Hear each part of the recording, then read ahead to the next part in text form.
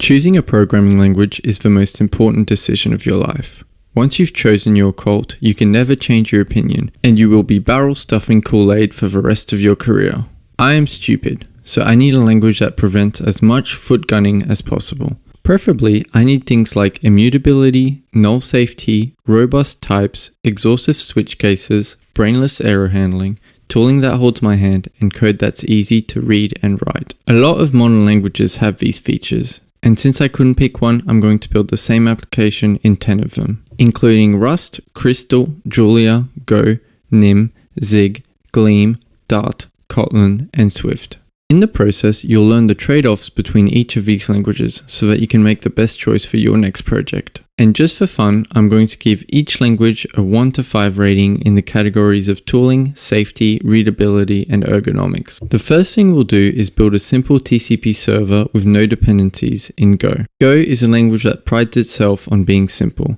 There is no nonsense, nothing flashy, and it gets the job done. We start by creating a new TCP socket on port 8001. First thing you may notice is that errors are stored as values and have to be handled explicitly. The LSP forces you to acknowledge these errors. Usually, this is done by asserting they are not nil. There is no null safety in Go, and the type system is not advanced enough to enforce that only one of listener or error is currently present. This makes for a less safe but a simpler language. Personally, I don't like this method of error handling. It feels like handling errors is a chore that will pollute my code, not something that I can do gracefully. The TCP socket takes 3 commands. Exit just closes the socket, name returns the name of the current language, and process passes a file, processes the data and saves 2 files as output, one with a cleansed data set and another one with some statistics. More on that later. Reading a file, you can see that the standard library includes all the functions you'd expect for accessing the file system and performing string manipulation. It is missing some functions that you normally use for functional programming, like map, reduce, and fold. We create a transactions array, and then loop through all the lines to populate it with the transactions. This pattern is very common in Go. We also create a couple functions to save data to some output files. Here's what the data that we process looks like. We have a list of transactions with a date, customer ID, product ID, quantity sold, and price per unit. We save a statistics object with a total, mean, median, and mode. The cleanse function takes a list of transactions, standardizes the date format by manually converting the string, removes any duplicates, and then sorts the list by date and customer ID. The final function is one used to calculate statistics. Once again, this is done using the same simple building block. We loop through the transactions and save some values for each of the statistics we need. You can see here that Go is not immutable by default. The tooling in Go is a pleasure to use. It just worked out of the box and never gave me any issues.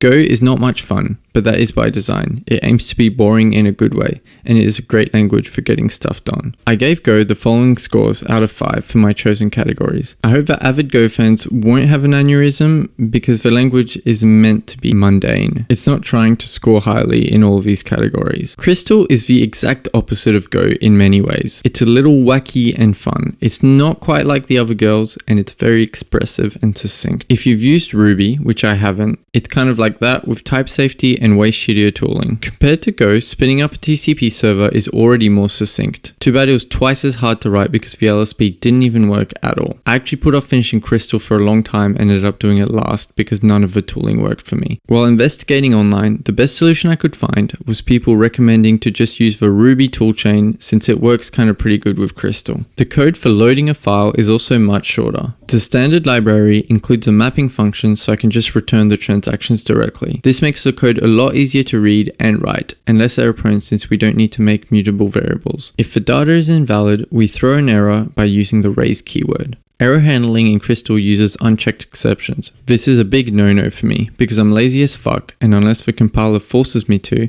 I'm just going to let my program crash instead of handling errors. Mapping functions also make writing to files much simpler. Crystal has a very nice convention where functions that mutate finish with an exclamation point and functions that return a boolean finish with a question mark. I'm assuming it stole this from Ruby, but once again, I didn't use it, so I don't know. For example, sort without an exclamation point will return a new list, but sort with an exclamation point will mutate the data directly. Functions can also be called without parentheses when there are no parameters. I really like this. This makes for cleaner code from the caller's side, since a function with no parameters is the same as a value from the caller's point of view. It also has trailing lambdas, which are super underrated, and it lets you write if statements as expressions. Some of the syntax is inconsistent though.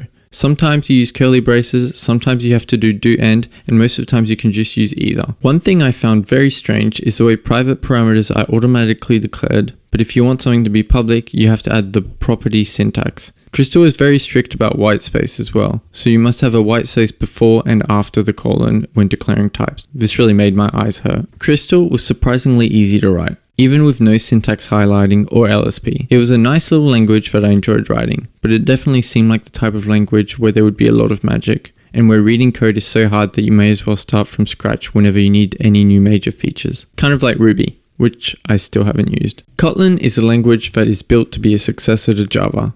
It's a very robust and reliable language, and it fixes a lot of what Java got wrong. But it's maintained by JetBrains, whose main source of income is selling IDEs, so there's no first-party LSP, and unless you're using IntelliJ, the tooling is kinda shocking. The TCP socket in Kotlin is much more verbose than Crystal. This is because we have to lean into the Java ecosystem to get the needed functions. Kotlin does come with some really nice utility functions though. You can see the .first and .last functions, which get the first and last word in a split respectively. We are also using an exhaustive when statement, which is safer because it forces you to handle all cases. Kotlin also uses unchecked exceptions, which are inherited from Java. I would much prefer errors as values. Kotlin is immutable by default using the val keyword. Loading a file, we can start to see why Kotlin is such a pleasure to write. We can chain the split directly into a map function and return a list of transactions. The conversion to integers is also very ergonomic. When writing to a file, the standard library has a very nice join to string function, which joins the strings and puts the separator in the middle. This makes formatting the file as simple as it could possibly be. I really enjoyed writing some extension functions to simplify the cleanse function, and the existing compare by function makes sorting the simplest out of all the languages. The story continues in the calculate function. The standard library has some great functions like group by, map, sum of, and coerce at least. I don't even think I bothered to handle the divide by zero case in any of the other languages.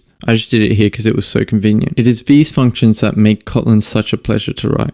The library is built to make functional programming effortless. I'm sad I can't use Kotlin in whatever editor I want, and I'm sad that it still lives with some of Java's mistakes. But it's a really nice language, and I'll probably always use it in some capacity. Swift is more than just the language used in Xcode. It is a powerful and expressive language that can be used for general purpose programming, and even Apple ships an LSP with Swift. You know you've gone wrong when Apple has better third-party tooling than you. The error handling in Swift is an excellent implementation of exceptions. Swift uses exceptions, which I usually wouldn't like, but they give you all the tools you need to handle them in a nice way. Functions are forced to identify when they may throw an exception, and the caller is forced to acknowledge all exceptions. The language also provides some nice syntax to either convert the exception to a null using try question mark, bubble the exception up using a regular try, crash the whole program using try exclamation point, or manually handle it using a traditional try catch block. This last option was the only one I didn't like. It felt like there was a nicer way this could have been done, especially when all the other options are so neat and easy. The tooling was mostly good. I ran into some issues where the LSP couldn't identify dependencies. I'm either the first person to use Swift with NeoVim or the first person to encounter this particular issue, because I could not find a fix for it anywhere. Swift was one of only 2 languages where I even had to use an external dependency at all. Swift itself cannot create a TCP socket without writing some Objective-C. Because Swift is first and foremost a language for Apple products development, some things that should be simple aren't really that obvious. Searching for help is hard because not many people are using Swift for general purpose programming. The loading function is very simple. You can see the named arguments making this very easy to read, and we're also forced to provide defaults when converting for a string to an integer. Saving to a file requires an extra function call to get the URL, but other than that, it's pretty similar to the other languages so far. I was impressed by how versatile Swift is. The data handling was very easy to write. It includes some utility functions like reduce and max, which I found useful when calculating statistics. Overall, I really liked Swift. It felt like Kotlin with some better error handling, but a worse standard library and slightly better tooling. Zig is one of the most promising languages I tried. I really wanted to like it, but I just didn't have a good time. It's one of only 2.5 2.5 languages that aren't garbage collected on this list. It aims to make memory management easier by giving you better tools, which I think is a great concept. Starting a TCP server in Zig is just as simple as in any of the other languages I used. Memory management is done using allocators. Zig has different allocator types that can be passed around and used to manage memory. For example, in the process command, I create an arena allocator. This is an allocator that will free all the memory it was used to allocate when itself is cleaned up. I use the defer keyword to clean up the allocator at the end of the current scope. Now we can pass the arena allocator to all the calling functions and easily allocate memory on the heap, knowing that it will be deallocated when the command is finished. This is a great middle ground. You're still in charge of managing memory yourself, but you have some better tools to do it in a safer way. The problem is that you still have to learn about all these different allocators and such, but the documentation and tooling isn't all that helpful. This is mostly a skill issue, but it's an issue nonetheless. You can also see that the string manipulation functions are very verbose and clunky. There are no strings in Zig. Everything is an array of U8s. This was actually the most frustrating part to work with. I really like the error handling in Zig. You can mark the return type of a function with a question mark if it may be null, or an exclamation point if it may be an error. The calling side uses a try syntax to bubble the error up. Just like in Swift, I really like this syntax since it makes it immediately clear what functions may error. Functions like sort act in place by default. This results in more performance but less safe code. LSP diagnostics didn't always work, and the rest of the LSP still wasn't all that helpful. The compiler felt like my enemy rather than my friend. Some of the error messages felt like nonsense, and some of the stack traces wouldn't even point to my code at all sometimes. Do you know what this error means? I solved it and I still don't know what it means looking at it right now. I'm pretty sure it has something to do with a null type, but I'm honestly not even sure. Like I said, I really want Zig to do well, and parts of it I really enjoyed using, so I'll always be watching this space. A simple language with manual memory management and no header files would be so cool, but it's not quite there yet. Gleam is a language built on top of a Beam ecosystem.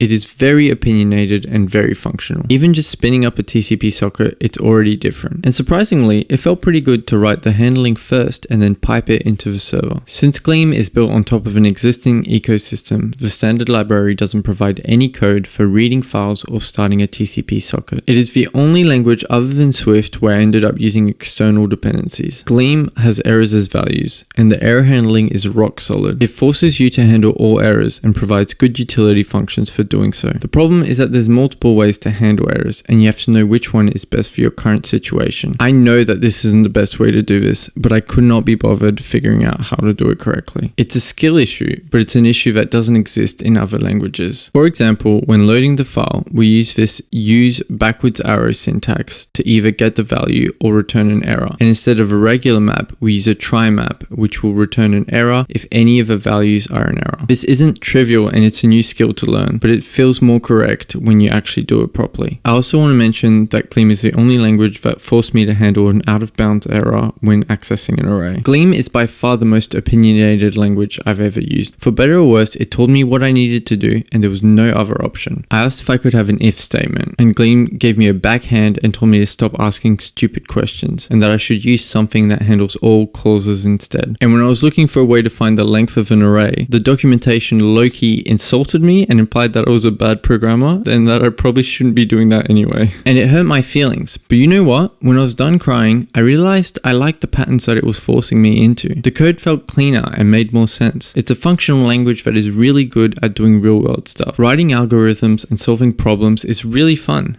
You can break down your problems into steps and just pipe your values all the way through. A lot of things just make sense in Gleam. It felt like there was a lot of thought put into the little things, and it was a pleasure to use. But because it forces you into certain patterns, some things are just harder than in normal imperative languages. This is the kind of language that I would love to use for Advent of Code, but I would spend 2/3 of my time passing the fucking file. The LSP wasn't amazing either. There were some points where it was completely useless, and the string formatting when printing was completely ass. I feel like I've undersold Gleam a little bit here. It's really nice, and it was one of my favorites. It just takes some getting used to. Going from Gleam to Nim felt like getting punched in the gut. Not because Nim is especially bad, but because it had no idea what it wanted to be. If Gleam was the most opinionated language I've ever used, Nim was by far the least opinionated. Nim includes result types in the standard library, but it also includes the syntax for throwing exceptions. Looking at a style guide, the advice I saw was prefer result types, but be careful because most of the standard library uses exceptions. Nim is garbage collected by default but you can disable the GC and use memory management. But once again, the standard library would stop working because it relies on the GC. Anyway,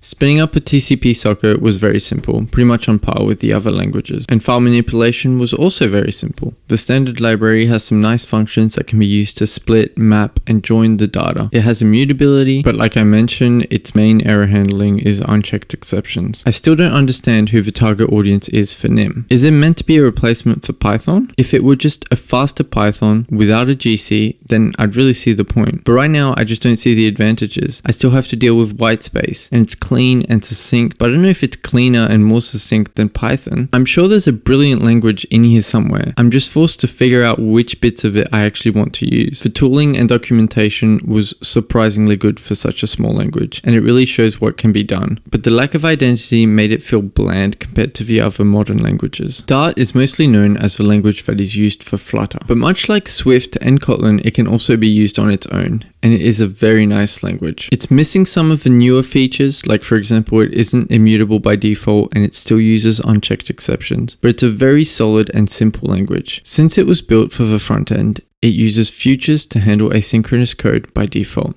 This is kind of like a JavaScript promise. In many ways, Dart is a more consistent and safer JavaScript. If you took JavaScript, removed the weird inconsistencies, and added prettier TypeScript and null safety, you would get something very similar to Dart. Except with Dart, you don't need all these NPM dependencies, and it's consistent across projects. Dart reminded me a lot of Go. It was so simple that it was boring. There was no exciting syntax or outstanding features. You just write your code and get on with your life. It does have some nice functions in the standard library that make it even easier to use than Go, like a mapping function and a joining function that I used when passing a file. There were a lot of things that impressed me about Dart. The tooling was some of the best I used. Everything worked right out of the box and I had no issues. The language is very nice and elegant. There's nothing shocking or offensive. It just works how you expect it to. Without any experience, I felt comfortable using it right away. I did have to create mutable variables for median because the if statements aren't expressions, but it was a very solid and simple language. I did not expect to like Julia, but it was the most surprising language I used. It was very easy to get into. The tooling was very good, but not perfect. It couldn't detect my external imports, and sometimes the LSP would break. To me, Julia felt like a language made for short scripts and data processing. Where it sets itself apart from similar languages is that it has a functional programming mindset. One thing you'll notice is that it uses unchecked exceptions. It also has dynamic typing by default, but it is very easy to add types when you want them. This is nice for quickly building the parts that aren't type sensitive,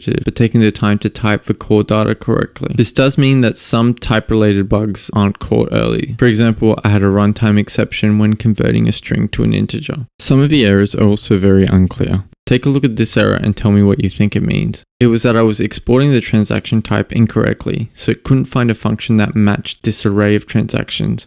It just says method error instead of telling me what actually happened. I think I also have to mention this, but arrays start with 1. Julia was boring, but also in a good way. Everything was pretty good and nothing was awesome. I definitely prefer it over languages like Python, but I would only use it in specific scenarios, like a step up from Bash or quickly processing some local data. It's easy to see why there is so much hype around Rust. It gets a lot of things right. It's a very expressive language with a powerful type system and great error handling, and the fact that it has no garbage collector is a huge cherry on top. Looking at the TCP server, it's a lot more verbose than most other languages. Rust forces you to handle all errors, and it provides some good utility functions for doing so, but they do end up being more verbose than other languages. For example, depending on the situation, you may want to convert the error to a more specific one, or default to a certain value, or best of all, just put a question mark to bubble the error up. For the most part, Rust is a joy to both read and write. The only thing that holds it back is that there are some advanced features. This is kind of like error handling in Gleam. Depending on your expertise, you may write very different code. The same thing happened, where I know there's a more concise way to handle this, but I just don't know how to write it. And this is a skill issue, but it's a skill issue that doesn't exist in Go or Swift. You can run into skill issues a lot when writing or reading Rust. This will become a problem when you need to collaborate with other people or read really old code. To be fair, for the most part, you can make it look like other languages, so you can write basic code without struggling too hard. But once you're ready, it has some expressive features that that let you write concise and safe code very easily. Given the right problem, Rust can often be the best solution. It has its drawbacks, and I was lucky enough not to need lifetimes or multi-threaded or asynchronous code in this example, but it's an incredibly powerful language that deserves all the hype it's getting. There is something that needs to be said about the extra effort you take on board when writing Rust though. It is very expressive and very safe, but sometimes you can find yourself stuck on a problem that you're not used to solving. There are some projects where if it was 10% harder to write the code, the project would fail. And sometimes Rust can take 10% more effort to write. Anyway, Rust uses iterators to write functional code, which is a little more verbose since you need to add the iter and collect, but it works the same as you'd expect for the most part. It also has immutability by default and errors as values, as previously mentioned. I rated Rust very highly because it ticks all the boxes I mentioned at the start. There are still some situations where it was a little too verbose or too clunky for my liking though. Overall, I think that Rust is the best modern programming language, but it is also the hardest one. So unless you need to write code without a garbage collector, I prefer using something like Gleam or Swift. Here's how the language is ranked by each category. But I think I have a better way to categorize this data by splitting it into two categories. The first one is languages that are the best version of what languages have historically been. To me, these are very imperative and very simple. Go, Dart, and Nim fall into this category. They are rock solid languages. The second category is languages that include all the modern features I mentioned, like exhaustive switch statements, immutability, null safety, pure functions, clean error handling. These languages are more functional and expressive and prevent you from making a lot of common mistakes. Swift, Gleam, and Rust fit nicely into this category. Both of these types of languages suit different people. Some might enjoy the simplicity of Go, while someone else prefer the expressiveness of Gleam. They're just different ways to read and write code. I happen to prefer the latter, so my results are biased in that way. And now that you understand all these languages, you can go back to work where you're forced to use Java 8 and JavaScript to maintain 10-year-old code with no hope of ever using anything better. If you like our video, do subscribe, click like, share as the motivation for us to produce more videos.